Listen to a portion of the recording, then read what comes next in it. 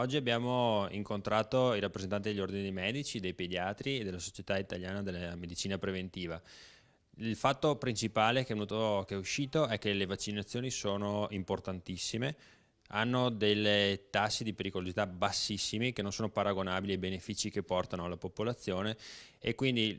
l'unione delle forze tra regione, ordini professionali e tutti i medici deve essere totale per riuscire a riportare i valori delle vaccinazioni in Veneto a quei valori che devono essere di sicurezza per tutto il territorio. Allo stesso tempo un messaggio chiaro che parte dalla Commissione, che parte dall'Ordine dei Medici, è quello di colpire tutti quei medici che negli anni hanno portato avanti campagne antivacciniste non supportate da dati scientifici perché hanno fatto male alla popolazione, hanno fatto male al nostro territorio e quindi vanno colpiti e la mia proposta personale è anche quella che questi medici non possano più esercitare la professione all'interno del sistema sanitario regionale.